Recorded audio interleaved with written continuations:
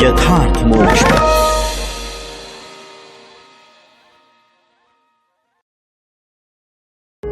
यथार्थ मोक्ष प्रस्तुत कर रहा है अतुल्य संपूर्ण महाभारत श्री महाभारतम द्यूत पर्व 59वां अध्याय। जुए के अनौचित्य के संबंध में युधिष्ठिर और शकुनी का संवाद। वैशंपायन जी कहते हैं, जन्मेजय, युधिष्ठिर आदि कुंती कुमार उस सभा में पहुंचकर सब राजाओं से मिले।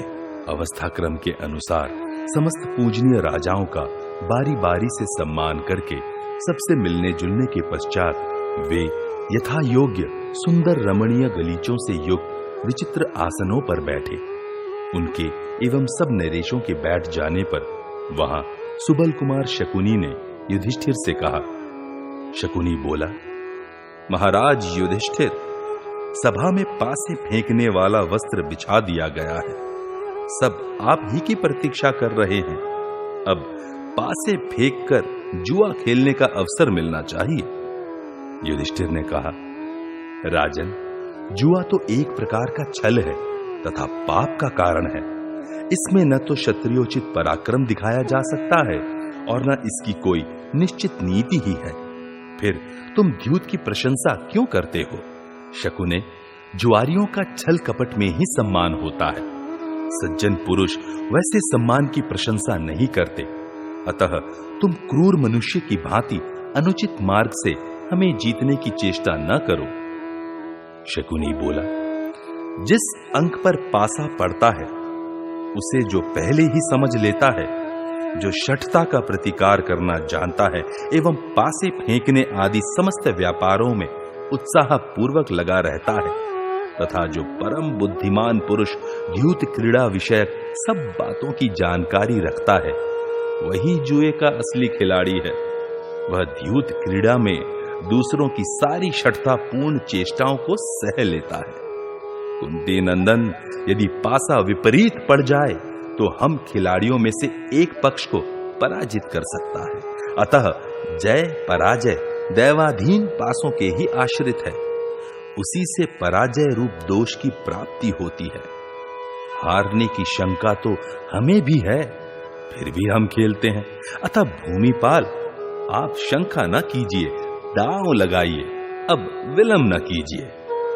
युधिष्ठिर ने कहा, मुनिश्रेष्ठ असित देवलने, जो सदा इन लोक द्वारों में भ्रमण करते रहते हैं, ऐसा कहा है कि जुआरियों के साथ शठता पूर्वक जो जुआ खेला जाता है पाप है। धर्मानुकूल विजय तो युद्ध में ही प्राप्त होती है। अतः क्षत्रियों के लिए युद्ध ही उत्तम है, जुआ खेलना नहीं। श्रेष्ठ पुरुष वाणी द्वारा किसी के प्रति अनुचित शब्द नहीं निकालते तथा कपटपूर्ण बर्ताव नहीं करते। कुटिलता और शठता से रहित युद्ध ही सत्पुरुषों का व्रत है। शकुने, हम लोग जिस धन से अपनी शक्ति के अनुसार ब्राह्मणों की रक्षा करने का ही प्रयत्न करते हैं, उसको तुम जुआ खेलकर हम लोगों से हड़पने की चेष्टा न करो। मैं धूर्ततापूर्ण बर्ताव के द्वारा सुख अथवा धन पाने की इच्छा नहीं करता, क्योंकि जुआरी के कार्य को विद्वान पुरुष अच्छा नहीं समझते। शकुनी बोला, युधिष्ठिर, क्षोत्रिय विद्वान दूसरे क्षोत्रिय विद्वानों के पास जब उन्हें जीतने के लिए जाता है, तब शठता से ही काम लेता है। विद्वान अविद्वानों को शठता से ही पराजित करता है, परंतु इसे जनसाधारण शठता नहीं कहते। धर्मराज, जो द्यूत विद्या में पूर्ण शिक्षित है, वह अशिक्षितों पर शठता से ही विजय पाता है। विद्वान पुरुष अविद्वानों को जो परास्त करता है, वह भी शठता ही है, किंतु लोग उसे शठता नहीं कहते।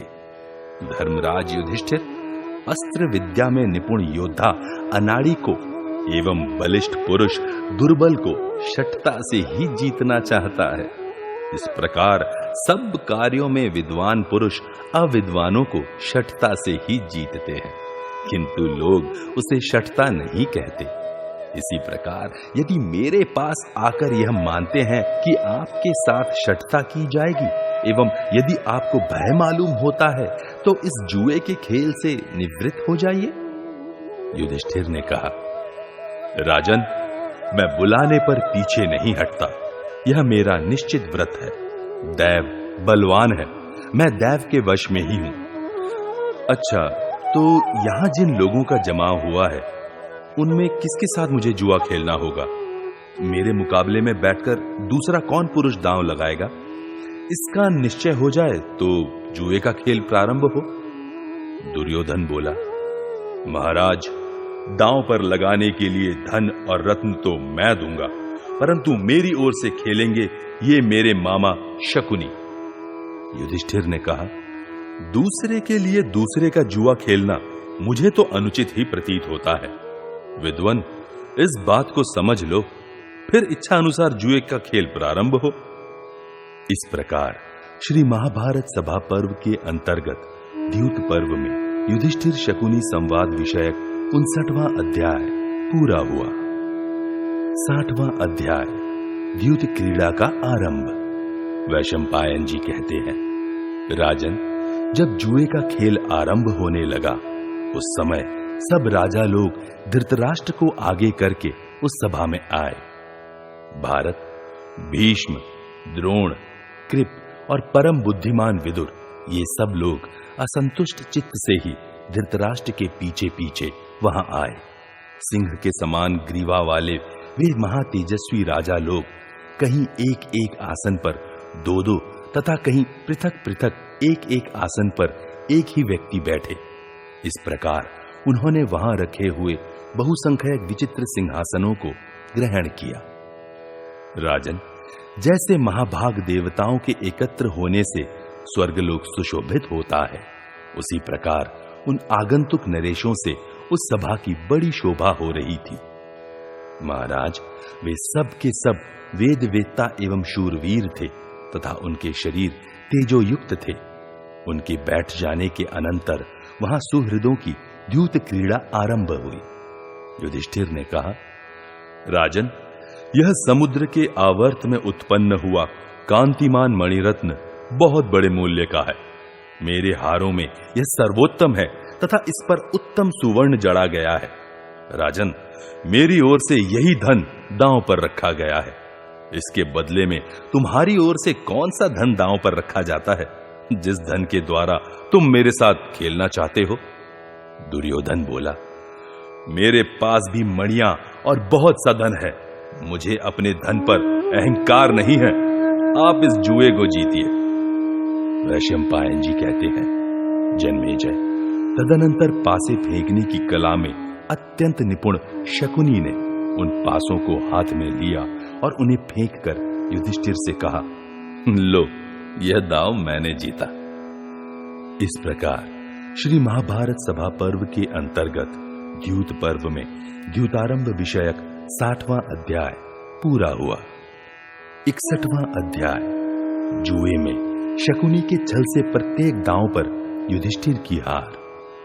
युधिष्ठिर ने कहा, शकुने, तुमने छल से इस दांव में मुझे हरा दिया, इसी पर तुम गर्वित हो उठे हो। आओ, हम लोग पुनः परस्पर पासे फेंक कर जुआ खेलें। मेरे पास हजारों निष्कों से भरी हुई बहुत सी सुंदर पेटियां रखी हैं। इसके सिवा खजाना है, अक्षय धन है और अनेक प्रकार के सुवर्ण हैं। राजन, मेरा यह सब धन दांव पर लगा दिया गया।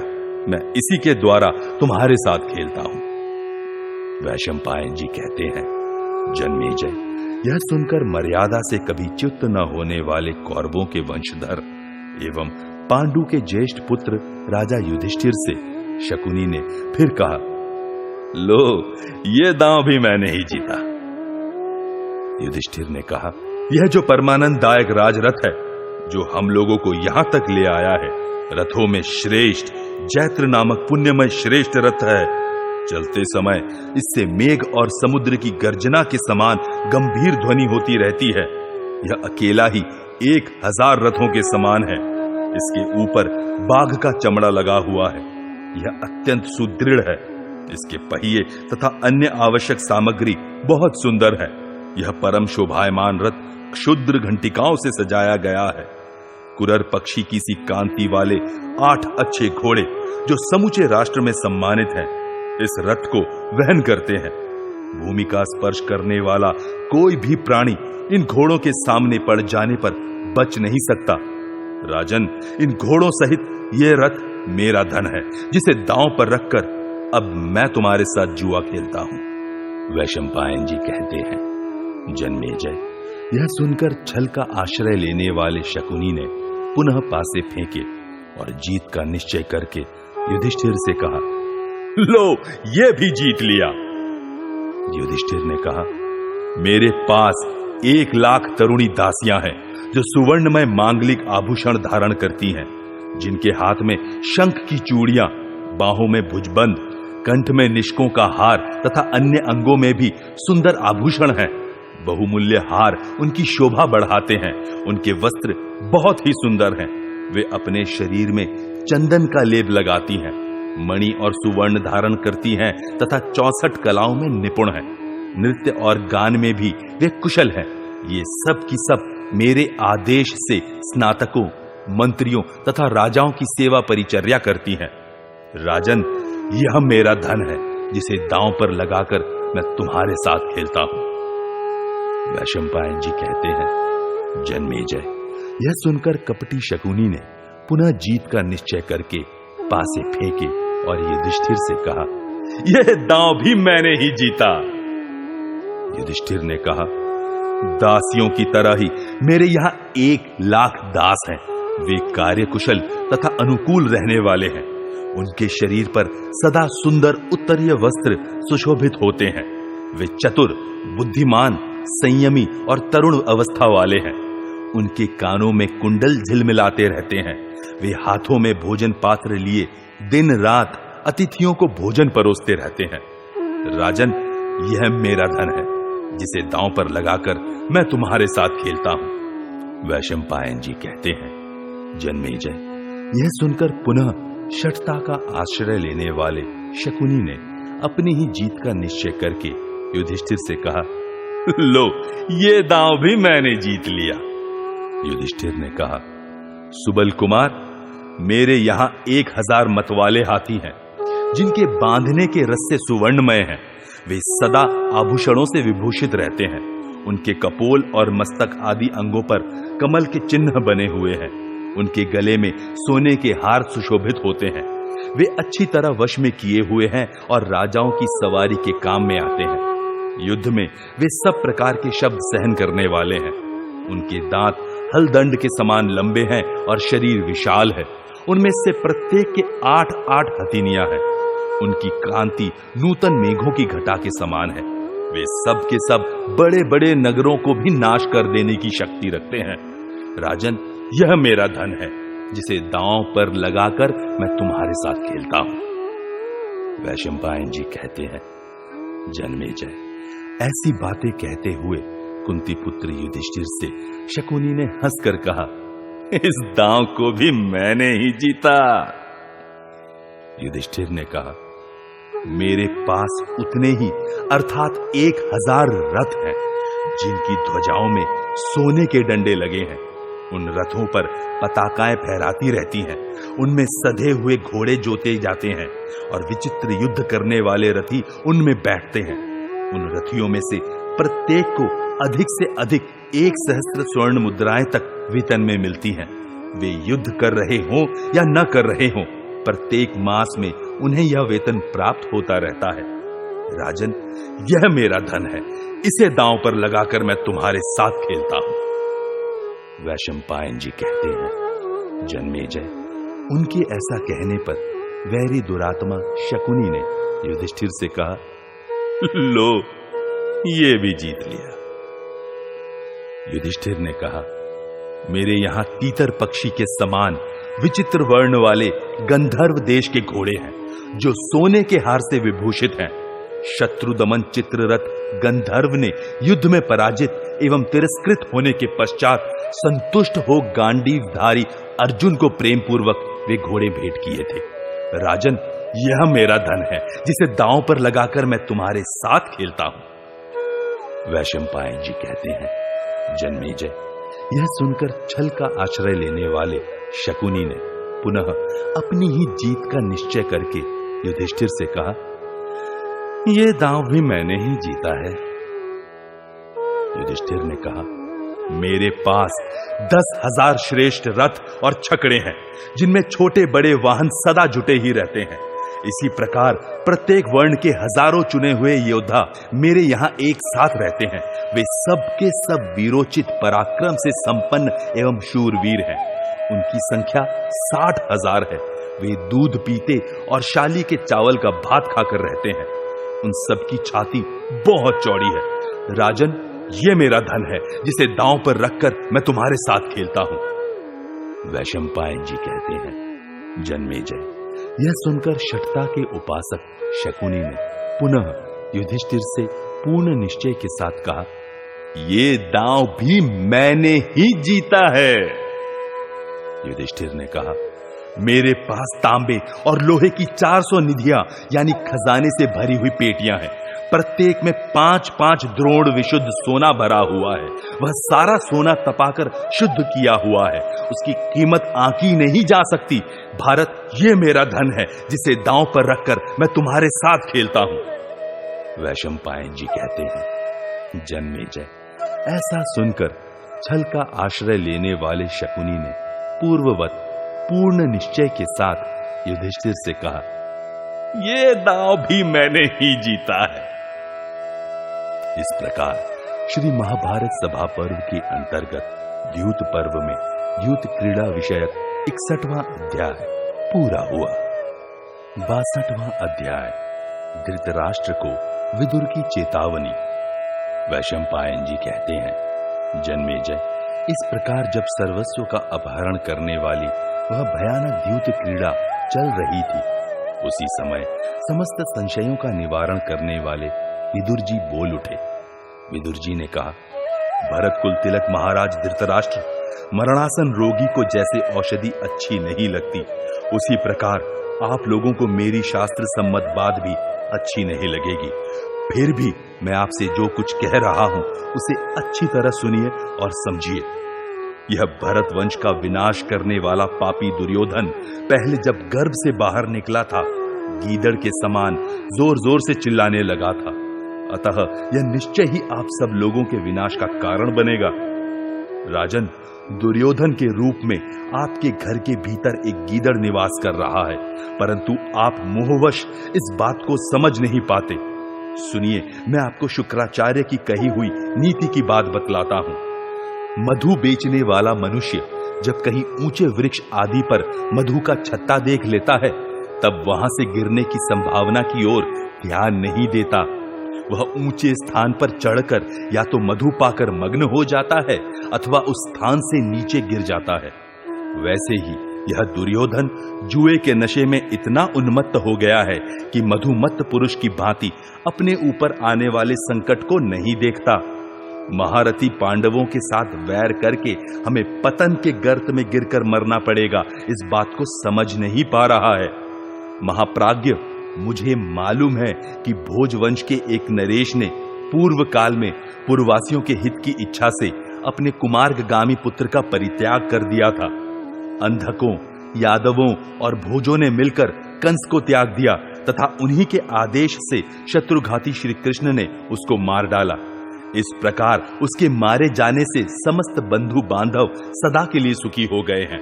आप भी आज्ञा दें तो ये सव्यसाची अर्जुन इस दुर्योधन को बंदी बना ले सकते हैं। इसी पापी के कैद हो जाने से समस्त कौरव सुख और आनंद से रह सकते हैं। राजन, दुर्योधन कौवा है और पांडव मोर। इस कौवे को देखकर आप विचित्र पंख वाले मयूरों को खरीद लीजिए। इस गीदड़ के द्वारा इन पांडव रूपी शेरों को अपनाइए। शोक के समुद्र में डूबकर प्राण न दीजिए। समूचे कुल की भलाई के लिए एक मनुष्य को त्याग दें। गांव के हित के लिए एक कुल को छोड़ दें, देश की भलाई के लिए एक गांव को त्याग दें और आत्मा के उद्धार के लिए सारी पृथ्वी का ही परित्याग कर दें। सबके मनोभावों को जानने वाले तथा सब शत्रुओं के लिए भयंकर सर्वज्ञ शुक्राचार्य ने जंब दैत्य को त्याग करने के समय समस्त बड़े बड़े असुरों से यह कथा सुनाई थी। एक वन में कुछ पक्षी रहते थे जो अपने मुख से सोना उगला करते थे। एक दिन जब वे अपने घोंसलों में आराम से बैठे थे, उस देश के राजा ने उन्हें लोभवश मरवा डाला। शत्रुओं को संताप देने वाले नरेश उस राजा को एक साथ बहुत सा सुवर्ण पा लेने की इच्छा थी। उपभोग के लोभ ने उसे अंधा बना दिया था, अतः उसने उस धन के लोभ से उन पक्षियों का वध करके वर्तमान और भविष्य दोनों लाभों का तत्काल नाश कर दिया। राजन, इसी प्रकार आप पांडवों का सारा धन हड़प लेने के लोभ से उनके साथ द्रोह न करें, अन्यथा उन पक्षियों की हिंसा करने वाले राजा की भांति आपको भी मोहवश पश्चाताप करना पड़ेगा। इस द्रोह से आपका उसी तरह सर्वनाश हो जाएगा जैसे बंसी का कांटा निगल लेने से मछली का नाश हो जाता है। भरत कुलभूषण जैसे माली उद्यान के वृक्षों को बार बार सींचता रहता है और समय समय पर उनसे खिले पुष्पों को चुनता भी रहता है, उसी प्रकार आप पांडव रूपी वृक्षों को स्नेह जल से सींचते हुए उनसे उत्पन्न होने वाले धन रूपी पुष्पों को लेते रहिए। जैसे कोयला बनाने वाला वृक्षों को जलाकर भस्म कर देता है, उसी प्रकार आप इन्हें जड़मूल सहित जलाने की चेष्टा न कीजिए। कहीं ऐसा ना हो कि पांडवों के साथ विरोध करने के कारण आपको पुत्र, मंत्री और सेना के साथ यमलोक में जाना पड़े। भरतवंशीय राजन, देवताओं सहित साक्षात देवराज इंद्र ही क्यों ना हो, जब कुंती पुत्र संगठित होकर युद्ध के लिए तैयार होंगे, उनका मुकाबला कौन कर सकता है। इस प्रकार श्री महाभारत सभा पर्व के अंतर्गत द्यूत पर्व में विदुर के हितकारक वचन संबंधी 62वां अध्याय पूरा हुआ। 63वां अध्याय विदुर जी के द्वारा जुए का घोर विरोध। विदुर जी बोले, महाराज, जुआ खेलना झगड़े की जड़ है। इससे आपस में फूट पैदा होती है जो बड़े भयंकर संकट की सृष्टि करती है। यह दुर्योधन उसी का आश्रय लेकर इस समय भयानक वैर की सृष्टि कर रहा है। दुर्योधन के अपराध से प्रतीप, शंतनु, भीमसेन तथा बाहल्लिक के वंशज सब प्रकार से घोर संकट में पड़ जाएंगे। जैसे मतवाला बैल मदोन्मत्त होकर स्वयं ही अपने सींगों को तोड़ लेता है, उसी प्रकार ये दुर्योधन मदांधता के कारण स्वयं अपने राज्य से मंगल का बहिष्कार कर रहा है। राजन, जो वीर और विद्वान मनुष्य अपनी दृष्टि की अवहेलना करके दूसरे के चित्त के अनुसार चलता है, वह समुद्र में मूर्ख नाविक द्वारा चलाई जाती हुई नाव पर बैठे हुए मनुष्य के समान भयंकर विपत्ति में पड़ जाता है। दुर्योधन पांडुनंदन युधिष्ठिर के साथ दांव लगाकर जुआ खेल रहा है, साथ ही वह जीत भी रहा है। यह सोचकर तुम बहुत प्रसन्न हो रहे हो, किंतु आज का यह अतिशय विनोद शीघ्र ही भयंकर युद्ध के रूप में परिणत होने वाला है, जिससे अगणित मनुष्य का संहार होगा। जुआ अधःपतन करने वाला है, परंतु शकुनी ने इसे उत्तम मानकर यहाँ उपस्थित किया है। यह जुए का निश्चय आप लोगों के हृदय में गुप्त मंत्रणा के पश्चात स्थिर हुआ है, परंतु यह जुए का खेल आपके अपने ही बंधु युधिष्ठिर के साथ आपके विचार और इच्छा के विरुद्ध कलह के रूप में परिणत हो जाएगा। प्रतीप और शंतनु के वंशजों, कौरवों की सभा में मेरी कही हुई बात ध्यान से सुनो। यह विद्वानों को भी मान्य है। तुम लोग इस मूर्ख दुर्योधन के पीछे चलकर वैर की धधकती हुई भयानक आग में न कूदो। जुए के मद में भूले हुए अजात शत्रु युधिष्ठिर जब अपना क्रोध न रोक सकेंगे तथा भीमसेन, अर्जुन एवं नकुल सहदेव भी जब क्रुद्ध हो उठेंगे, उस समय घमासान युद्ध छिड़ जाने पर विपत्ति के महासागर में डूबते हुए तुम लोगों का कौन आश्रयदाता होगा।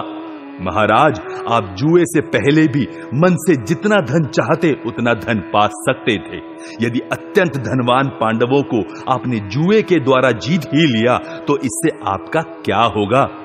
कुंती के पुत्र स्वयं ही धन स्वरूप हैं, आप इन्हीं को अपनाइए। मैं सुबल पुत्र शकुनी का जुआ खेलना कैसा है यह जानता हूं। यह पर्वतीय नरेश जुए की सारी कपट विद्या को जानता है। मेरी इच्छा है कि यह शकुनी जहां से आया है वहीं लौट जाए। भारत इस तरह कौरवों तथा पांडवों में युद्ध की आग न भड़काओ।